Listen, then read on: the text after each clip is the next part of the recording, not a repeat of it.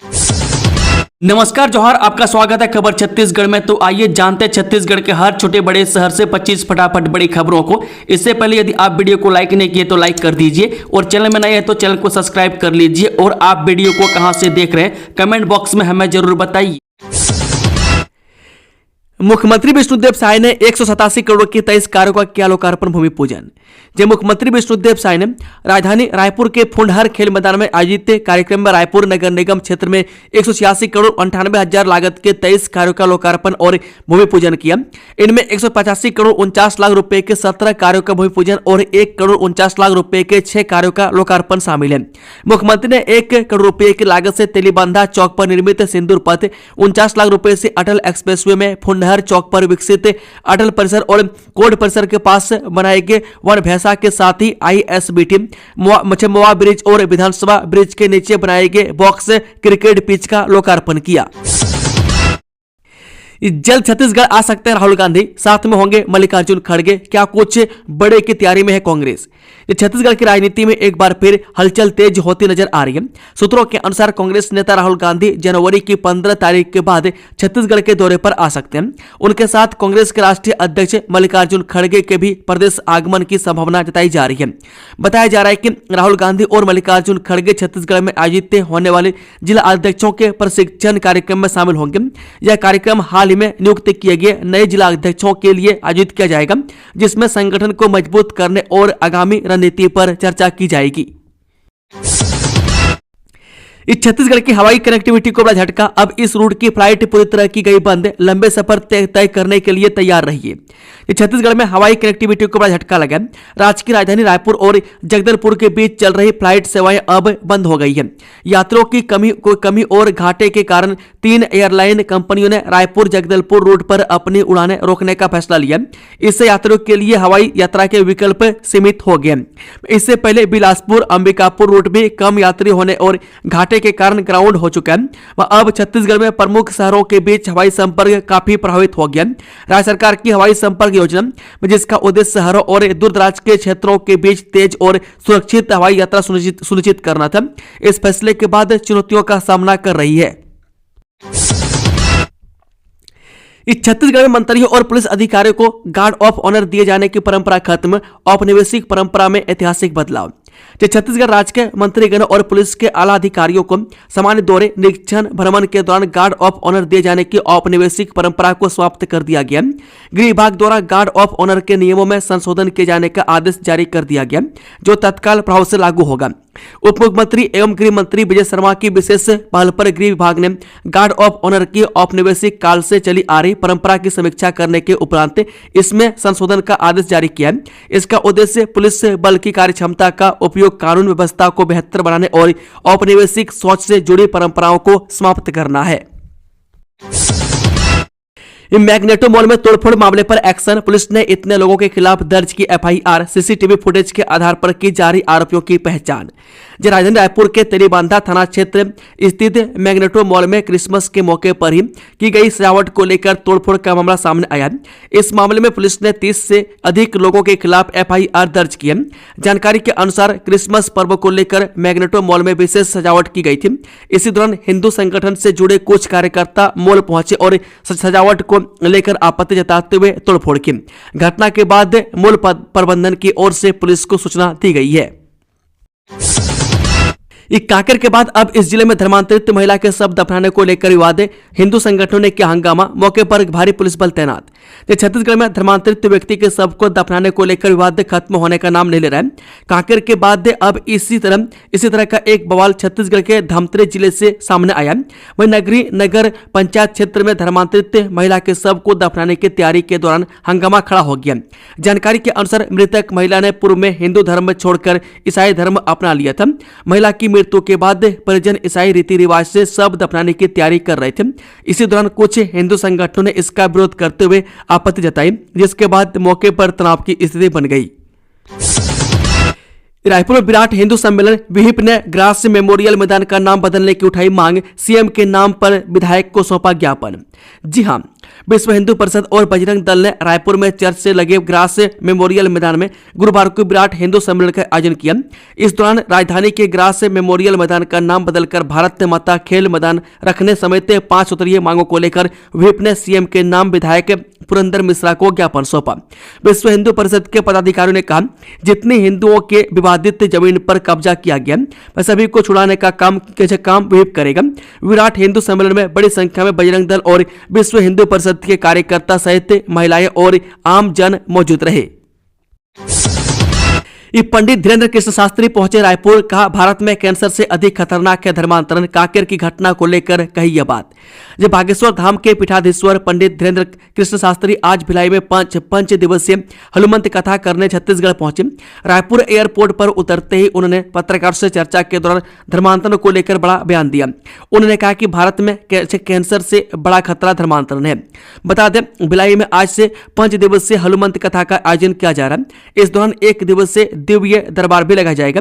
इस दौरान उन्होंने कहा कि हम भारत में एक संदेश देना चाहते हैं कि यदि भारत में बांग्लादेश जैसी स्थिति नहीं चाहते तो यही समय है, सही समय है। अगर हिंदू एकजुट नहीं हुआ तो वह दिन दूर नहीं जो बांग्लादेश में हिंदुओं के साथ हुआ वह भारत देश और छत्तीसगढ़ के चौक चौराहों पर देखा न जाए।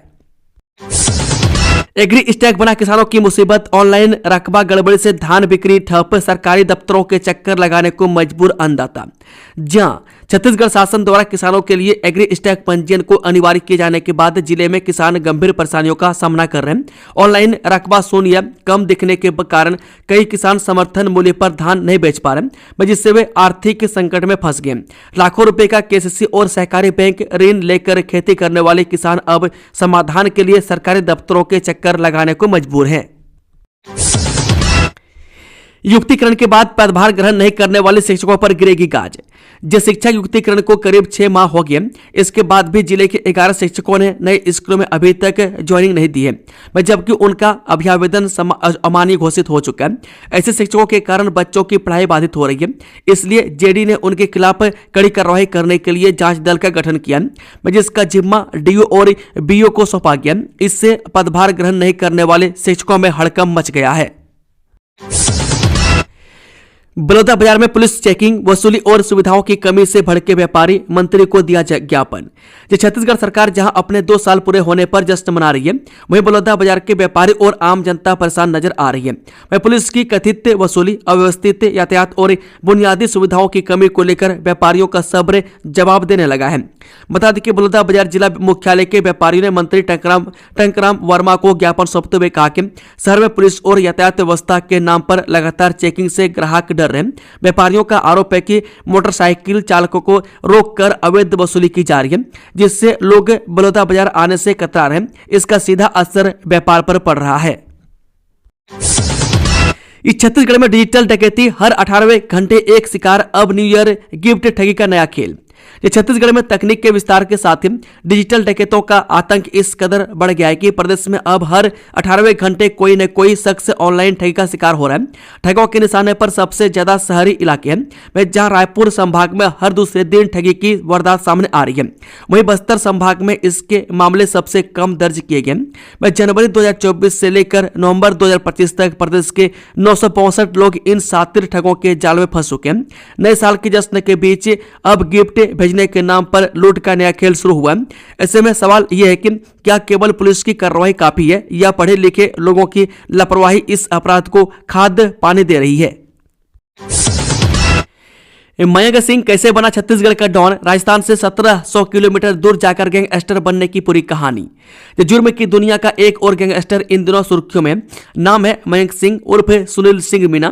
उसको छत्तीसगढ़ की राजधानी रायपुर में PRA ग्रुप कारोबारी पर फायरिंग मामले में 24 दिसंबर 2025 को कोर्ट में पेश कर 4 दिन के पुलिस रिमांड पर लिया गया।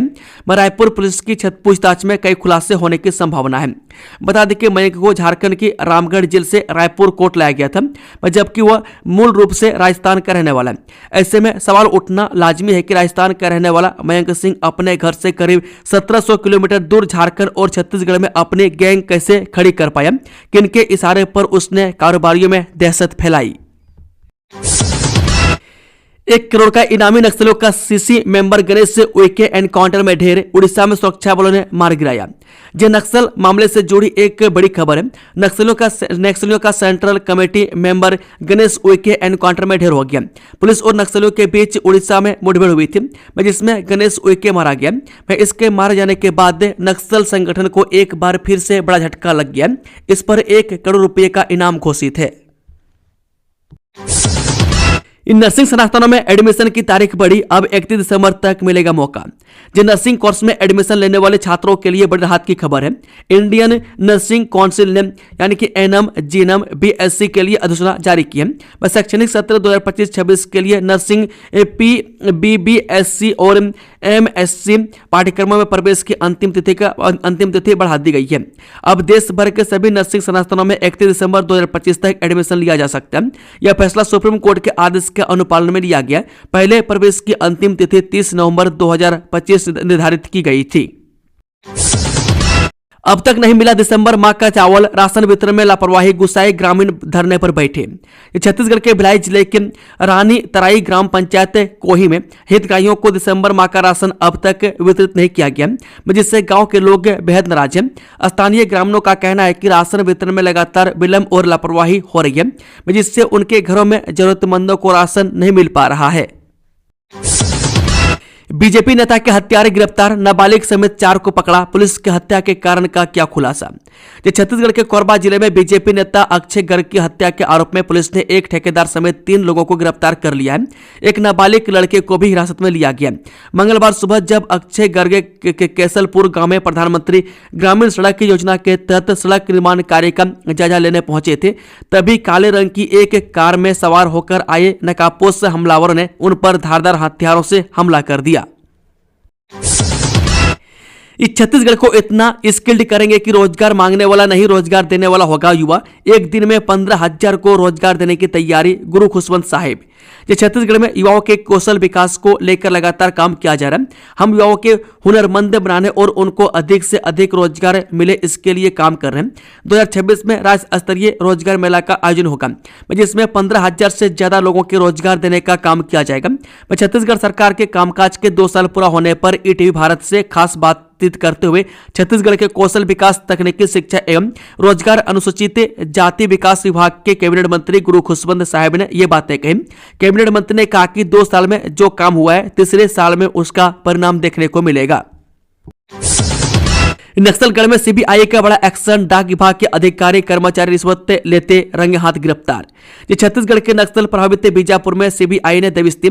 बुधवार देर रात हुई कार्रवाई में रिश्वत लेते हुए पोस्ट ऑफिस के 4 अधिकारियों कर्मचारियों को एक साथ रंगे हाथ गिरफ्तार कर लिया गया। बता दें कि छत्तीसगढ़ डाक परिमंडल के बस्तर संभाग के जिला बीजापुर से सीबीआई ने शास्त्री कुमार पैकरा, उप संभागीय निरीक्षक एसडीआई बीजापुर मालोथ शोभन और अंबेडकर सिंह, डाक अधिदर्शक मदेड़, भोपालपट्टनम, आवापल्ली और बीजापुर के साथ ही ग्रामीण डाक सेवक संतोष एंड्री को भ्रष्टाचार में शामिल होने के कारण रंगे हाथों पकड़ा है। में घूस के लगभग 50,000 रुपये जब्त किए गए हैं। इस चिरमिरी निगम की संवेदनहीनता और लापरवाही, कार्यक्रम में शामिल होने महिला कर्मियों को कचरा गाड़ी में ले जाया गया।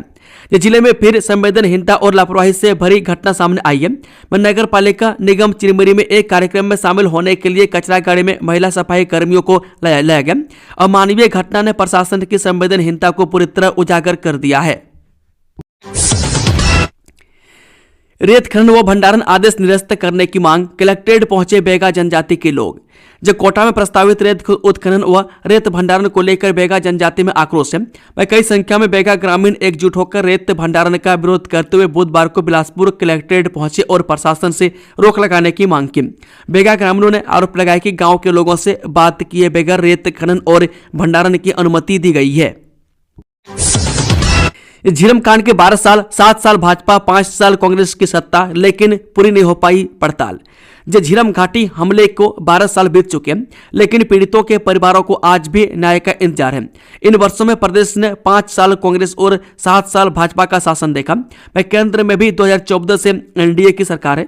इसके बावजूद जांच की धीमी चाल ने कई अनसुलझे सवाल छोड़ दिए हैं। एक काशी विश्वनाथ कॉरिडोर की तरह बनाया जाएगा। 1000 साल पुराना भोरमदेव मंदिर परिसर 146 करोड़ की लागत से होगा विकसित। जो कवर्धा स्थित प्राचीन और धार्मिक विरासत भोरमदेव मंदिर परिसर को 146 करोड़ की लागत से काशी विश्वनाथ कॉरिडोर की तरह विकसित किया जाएगा। परियोजना का भूमि पूजन दिसंबर के अंतिम सप्ताह में हो सकता है, जिसमें मुख्यमंत्री विष्णुदेव साय और केंद्रीय पर्यटन मंत्री गजेंद्र सिंह शेखावत के शामिल हो सकते हैं। भोपाल में अचानक क्यों शुरू हुआ चिपको आंदोलन? पेड़ों से चिपक कर पर्यावरण बचा रहे लोग। जी हां, भोपाल में पर्यावरण को बचाने के लिए लोग उतर आए। पेड़ों को कटने से रोकने के लिए बच्चे, बुजुर्ग और महिलाएं विरोध प्रदर्शन कर रहे हैं। पेड़ों को बचाने के लिए गुरुवार को एक अनोखा दृश्य देखने को मिला। भोपाल में प्रस्तावित 10 लेन बाईपास निर्माण के लिए हो रही बड़े पैमाने पर वृक्षों की कटाई रोकने के लिए लोगों ने पेड़ों से चिपक कर विरोध जताया। वहीं कट चुके पेड़ों को लोगों ने श्रद्धांजलि अर्पित की। इस जंगल से लौटते समय ग्रामीण को हाथी ने उतारा मौत के घाट। 10 हाथियों का दल कर रहा है विचरण। रायगढ़ जिले में कल शाम गाय भैंस चराकर वापस अपने घर लौट रहे अधेड़ ग्रामीण को हाथी ने कुचलकर मौत का घाट उतार दिया। घटना की जानकारी के बाद मौके पर पहुंची वन विभाग की टीम आगे की कार्रवाई में जुट गई है। मामला धर्मजयगढ़ वन मंडल क्षेत्र का है। मिली जानकारी के अनुसार धर्मजयगढ़ वन मंडल के अंतर्गत आने वाले बोरो रेंज के खमहार उत्तर बेट में कल शाम 5:30 बजे के आसपास गाय भैंस चराकर वापस घर लौट रहे ग्रामीण लोकनाथ यादव 55 साल का एक जंगली हाथी से अचानक सामना हो गया, जिसके बाद हाथी ने ग्रामीण को कुचलकर मौत के घाट उतार दिया। इस घटना के बाद से पूरे गांव में दहशत का माहौल निर्मित हो गया। दोस्तों, खबरों का सिलसिला समाप्त होता है। अगर जानकारी पसंद आई तो वीडियो को लाइक, शेयर, चैनल को सब्सक्राइब जरूर कर लें। Thank you, all the best. जय हिंद, जय भारत।